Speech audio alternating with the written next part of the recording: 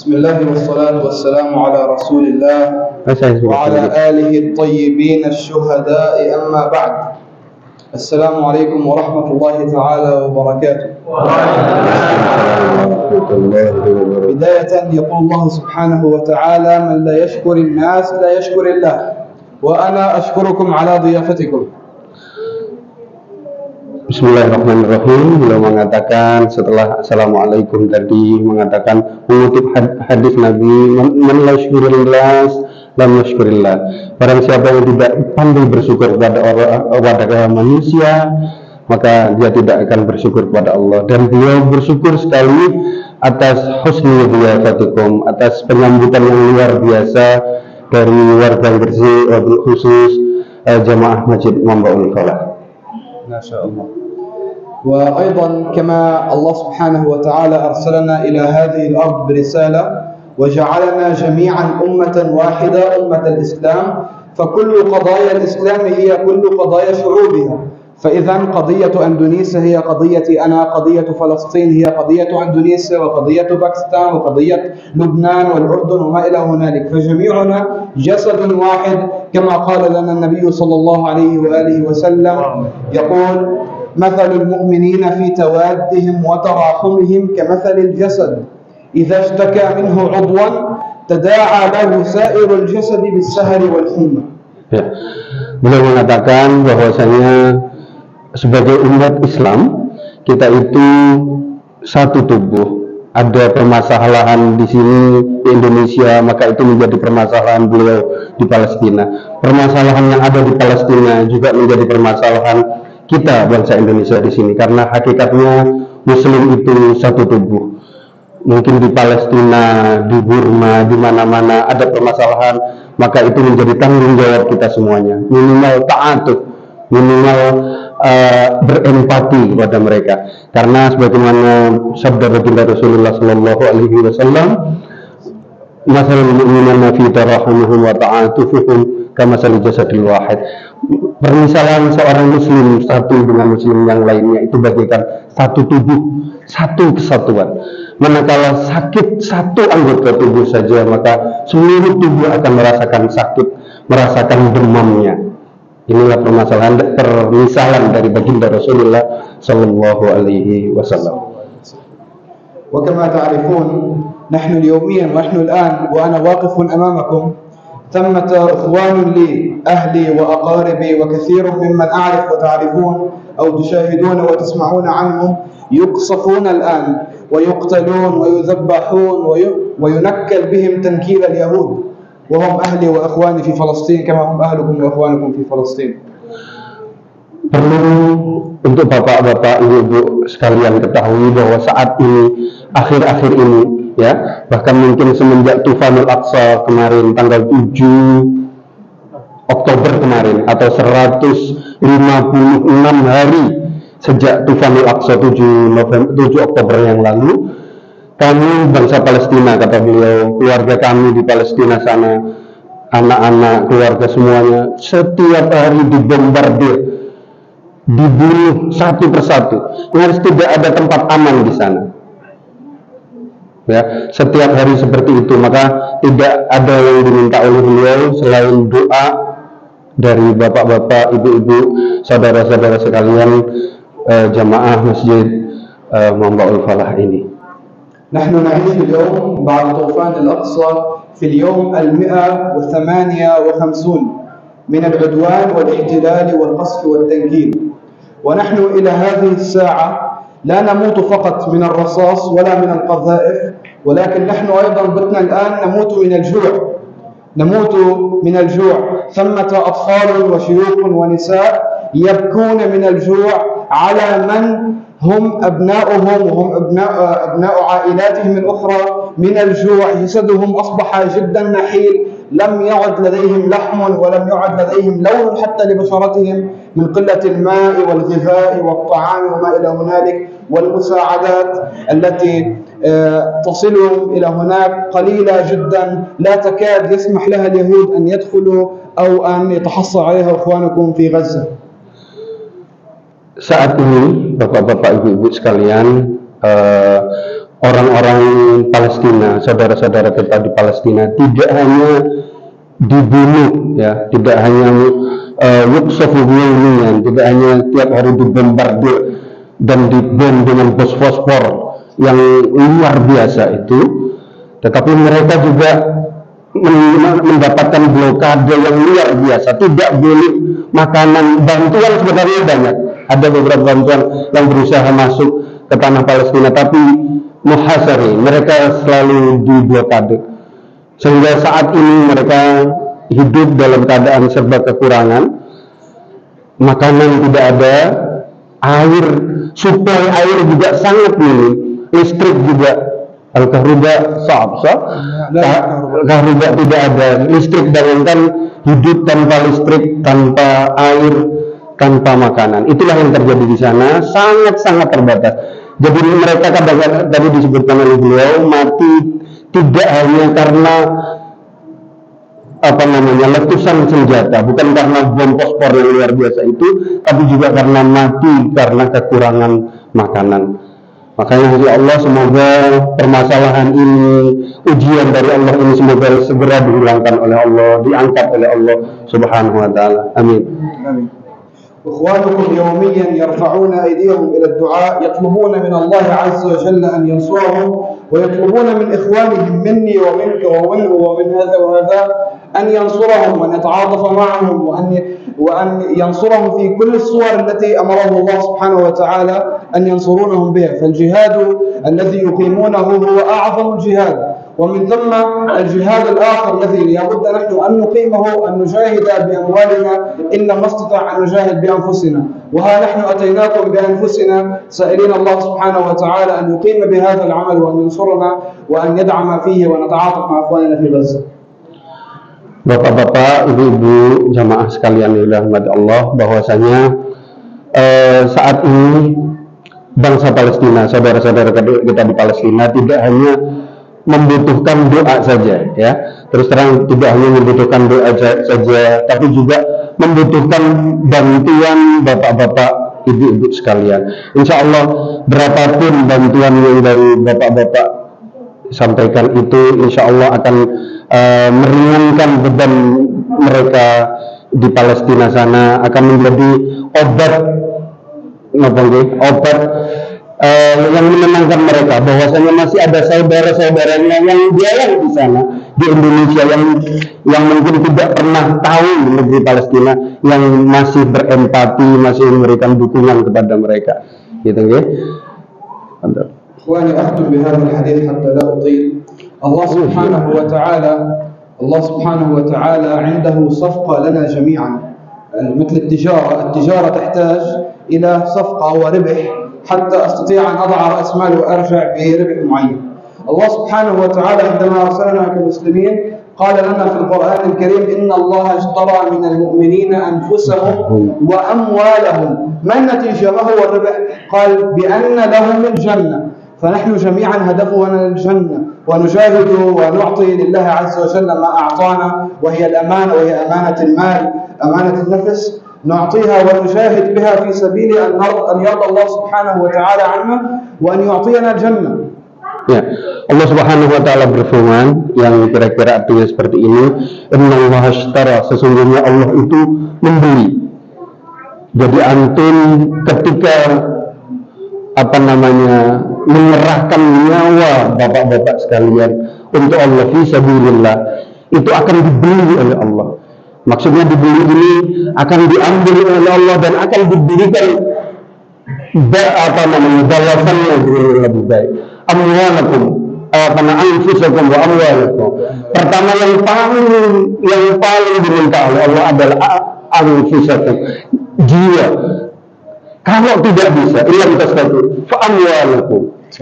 Fa annahumul jannah. Dan orang yang mau berkorban seperti itu, yang mau memberikan jiwanya, memberikan hartanya kepada Allah, fa annahumul jannah. Insyaallah nanti akan diberikan surganya Allah Subhanahu wa taala. Ya. Dan mungkin tazid shوية an halatkum hina. كذلك الأمر هنالك قضية مهمة جدا، أن أخواننا في غزة لا يقتسمون الطعام فقط، بل أنهم أصبحوا يأكلون من الشجر، أوراق الشجر يأكلونها، حتى أصبح أعزكم الله خروجهم في الخلاء في الحمام أصبح كمثل خروج البعير لما كانوا يأكلونه. وهذا يذكرنا بما كان يحصل مع النبي صلى الله عليه وآله وسلم عندما حاصره الكافرون في شعب أبي طالب، فكانوا الصحابة رضي الله تعالى عنهم يأكلون أوراق الشجر، كانوا يأكلون ماذا؟ أوراق الشجر، حتى أصبح بولهم كبول البعير، كبول الغنم والماعز وما إلى هنالك. وهذا في ذلك الوقت كان الصحابة يتقاسمون فيما بينهم ويتعاطفون فيما بينهم، فينفقون من جيوبهم وينفقون على إخوانهم المسلمين، على من حوصروا، على من قتلوا، على النبي صلى الله عليه وسلم، حتى أنه في أحد وجد رجل كان عنده ماعز شاة، فعندما شاهد المسلمون محاصرون لا يملكون طعاما لا يأكلون، حالتهم سيئة جدا، ماذا صنع؟ ذهب وذبحها قربانا إلى النبي وقربانا إلى الله عز وجل حتى يتعاطف ويساند إخوانه الجوع، إخوانه الذين لا يملكون لا مال ولا طعام ولا ما إلى هنالك. فماذا حصل بعدها؟ قال وزعها النبي صلى الله عليه وآله وسلم كلها على الصحابة حتى بقي منها الكتف، فسأل النبي صلى الله عليه وسلم السيدة عائشة ما بقي منها؟ قالت بقي الكتف، قال بل بقيت كلها وذهب الكتف. Dan beliau bercerita sedikit tentang kondisi rakyat Palestina saat ini, bahwasanya mereka tidak hanya kekurangan makanan, harus tiap hari berbagi, mereka berbagi, yang sedikit itu dibagi, karena seperti yang tadi disampaikan bahwasanya mereka sekarang ini, terutama saudara-saudara kita di Gaza, mereka betul-betul diblokade. Bapak-bapak, perlu saya sampaikan sedikit ini, tadi tidak beliau sampaikan, bahwasanya Gaza adalah wilayah yang luasnya cuma 365 km. Saya tadi sempat browsing ya, itu pun di Yahut wal Haid, jadi di Muhasarah Busur, jadi ada tembok yang tingginya itu 9 meter. Saya bayangkan seperti ini paling 5 meter atau 5 meter. Ini 9 meter, Bapak. Dan panjangnya itu semuanya itu sekitar 706 km. Jadi seluruh wilayah Gaza itu bisa dibilang seperti penjara terbesar di dunia. Disebutkan oleh media-media barat, penjara terbesar di dunia adalah Gaza nafsu. Sehingga gara-gara seperti itu pun mereka masih memasang CCTV seluruh tembok itu. Sehingga sampai ada lelucon kata mereka, jangankan orang, tikus pun untuk melalui pagar itu pasti ketahuan. Ini sedemikian rupa mereka mendapatkan ini, makanya mereka kesulitan dalam hal makanan dan lain sebagainya. Ini mengingatkan dulu yang dilalui oleh baginda Rasulullah, yang dialami oleh baginda Rasulullah dan sahabat ketika di periode Mekah sempat mendapatkan pemboikotan dari orang-orang Mekah di Sya'bu Abu Talib ya, di lingkungan kampungnya Abu Talib. Di situ mereka tidak mendapatkan suplai makanan, minuman dan lain sebagainya. Ini juga dirasakan oleh rakyat Palestina. Makanya sampai mereka, kata beliau, makan seadanya. Bahkan rumput, kata beliau. Air juga susah, minumnya tidak lain dari air hujan. Karena suplai air juga dibatasi oleh mereka. Beda kalau di Indonesia, dengan gali sumur keluar air. Kalau di sana air susah, makanya air juga susah. Iya, kalaupun ada tidak bisa dikonsumsi. Itu sudah menjadi rahasia umum. Orang-orang Yahudi memberikan air yang dengan kualitas yang rendah, dengan harapan apa? Sekaligus untuk membunuh orang-orang Palestina pelan-pelan, orang-orang Gaza, untuk melemahkan jihad. Jadi tidak diberikan air yang bersih. Makanya air seni juga kotorannya katanya persis seperti kotorannya keledai.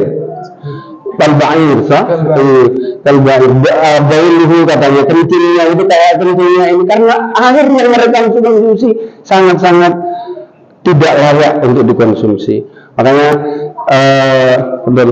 غزة تعيش منذ أكثر من 6 سنوات في حصار دائم كما ذكر داخل السور هذا، داخل هذه الكيلومترات المحددة التي في تعدادها السكاني الآن كل متر مربع واحد الأصل أنه يستطيع أن يعيش به رجل واحد. في غزة في كل كيلومتر واحد يعيش أكثر من 6 أشخاص، وفي التفاصيل الأخيرة أصبح يعيش الآن فوق 12 شخصا في المتر الواحد الذي لا يسع لشخص واحد. Ya, kata beliau, ya, sebagaimana tadi disampaikan bahwasanya saking pemboikotan itu, betapa kerasnya, betapa kuatnya penjagaan itu, sehingga mereka itu saat ini mereka hidup di tempat yang sempit, katanya 1 meter wahid merabba, yang seharusnya kalau dibuat perbandingan gitu tempat 1 meter. Jadi betapa beliau menggambarkan betapa mereka saat ini selain makanan susah, minuman susah, untuk tidur pun susah.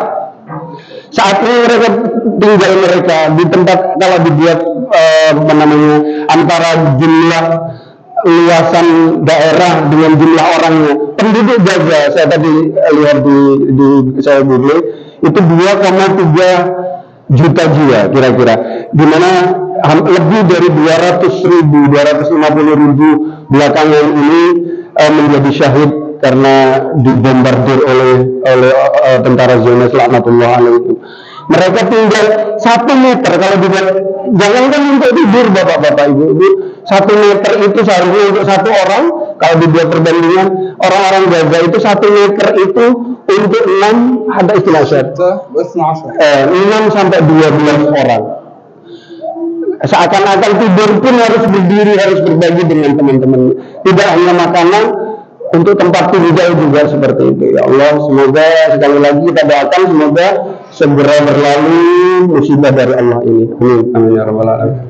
لذلك اعرفوا أنكم عندما تتصدقون الآن، عندما تتعاطفوا مع إخوانكم، عندما تبذلوا ما في أنفسكم وما لديكم من الخير، الله سبحانه وتعالى سيعلمه عنده وسيرفع بهم شأنكم بإذن الله عز وجل. يقول الله سبحانه وتعالى: وما تقدموا لأنفسكم من خير شوف يعلم به الله سبحانه وتعالى. الله سبحانه وتعالى بصير به، إن الله بكل شيء بصير. جيد. فالله سبحانه وتعالى يريد منكم أن تعرفوا شيئا واحدا. الله سبحانه أنزلنا في هذه الدنيا في دار اختبار وبلاء، وما يحصل مع أخوانكم هو بلاء لهم وبلاء لنا، حتى يبتلينا الله سبحانه وتعالى. هل نحن سنتعاطف معهم؟ هل سنكون فعلا كالبنيان المرصوص، كالجسد الواحد كما قال النبي صلى الله عليه وآله وسلم؟ لذلك اعرفوا إخواني في الله أنكم عندما تتصدقون أو تقدمون أي شيء لإخوانكم في غزة وإخوانكم في فلسطين، اعرفوا أن الله سبحانه وتعالى أنكم تضعون صدقتكم بين يدي الله عز وجل، وأن النبي صلى الله عليه وآله وسلم يقول: ما نقص مال من صدقة. فأرجو منكم إخواني في الله أن تعذروني على الإطالة، وأنا أشكر لكم بالنيابة عن إخوانكم في غزة وفي فلسطين تعاونكم، دعاءكم، تعاطفكم معنا. بارك الله بكم وجزاكم الله عنا كل خير. Ya, kata beliau, ya, wa ma tuqaddimu li anfusikum min khairin tajiduhu indallah. Kata beliau mengutip sebuah ayat dalam Al-Quran, apapun yang telah jenengan persembahkan dari mungkin bantuan, juga perhatian, juga doa, ya, juga doa. Saya melihat sekarang di sosmed ini sudah mulai kendor dulu bapak-bapak. Jarang saat ini yang memposting lagi tentang betapa penderitaan orang atau saudara-saudara di Palestina. 158 hari. Saya sebutkan tadi 156, ternyata ini fungsi ya. 158 hari jangkep 5 bulan mereka dalam kondisi digempur seperti itu, diboikot seperti itu, tidak ada bantuan yang masuk, air susah, makanan susah, internet tidak ada. Bahkan saya beberapa kali lihat untuk operasi orang sakit, amputasi itu tidak menggunakan anestesi apapun. Jadi mereka membaca Al-Quran terus kemudian dibedah, dilakukan pembedahan tanpa anestesi, tanpa bius sama sekali. Itu yang terjadi. Wa ma tuqaddimu li anfusikum dan min khairin tajiduhu indallah. Insyaallah akan dibalas dengan yang lebih baik oleh Allah Subhanahu wa taala. Amin amin ya rabbal alamin. Dan perlu bapak-bapak ketahui ya, sekali lagi tolong jangan berhenti untuk mendoakan mereka. Jangan berhenti untuk mendoakan mereka. Ya Allah, semoga Allah mansur ikhwanana al-mujahidin fi Palestina. Betul-betul seandainya tidak ada orang-orang Palestina, siapa lagi yang membela Aqsana? Man yusanu bi Aqsana. Seandainya tidak ada warga Gaza, saya yakin sudah hilang negara Palestina. Ya, yang yakun hunaka Gaza, lam yakun hunaka Palestina. Tidak ada mungkin barangkali. Walaupun di Palestina banyak faksi, tetapi ya semuanya, tidak hanya orang-orang Gaza, tetapi juga di Dhifah al-Gharbiyah, di Talqaran, mungkin di Akka, Syekh Ridwan, Nablus, dan banyak kota. Mereka dalam kondisi terpuruk sekarang. Tetapi yang paling saat ini, yang paling mendapatkan ujian luar biasa adalah saudara-saudara kita di Gaza. Kecil tapi luar biasa. Mereka hidup di terowongan-terowongan, bapak-bapak. Saya pernah membaca cerita tentang bagaimana mereka hidup. Tidak mungkin bisa bertahan sampai 5 bulan kalau seandainya mereka tidak berada di bawah tanah. Saya nggak bisa membayangkan tidak ada makanan, tidak ada air di bawah tanah yang seperti itu. Itu udah jibdan. Mereka tinggal di bawah tanah itu, ada yang dalam kedalaman 20 meter, bahkan 50 meter. Ada yang sampai 50 meter. Saya nggak bayangkan bagaimana kondisi mereka hidup di bawah tanah 50 meter. Dan mereka membuat terowongan-terowongan tipuan untuk orang-orang Yahudi. Orang Yahudi tidak bodoh. Mereka punya teknologi, tapi sampai saat ini mereka masih belum bisa menemukan anfaq لسكان غزة. يصلون إلى كل مدن فلسطين حتى يقدمون لهم شيء من الطعام. Ya, itulah kita doakan semoga perjuangan mereka, kegigihan mereka ini dibalas oleh Allah Subhanahu wa taala. Amin amin ya rabbal alamin. Dan sekali lagi terima kasih, syukran terima kasih saya mewakili beliau. Terima kasih atas bantuannya, atas kebaikannya. Sekali lagi semoga dibalas oleh Allah, terutama ini di bulan suci Ramadan. Dan barangkali masih ada lagi untuk nanti bisa disalurkan melalui teman-teman dari Yatim Mandiri. Seperti itu Pak, barangkali ya. Saya rasa cukup. Dari kami mohon maaf apabila ada kekurangan. Assalamualaikum warahmatullahi wabarakatuh.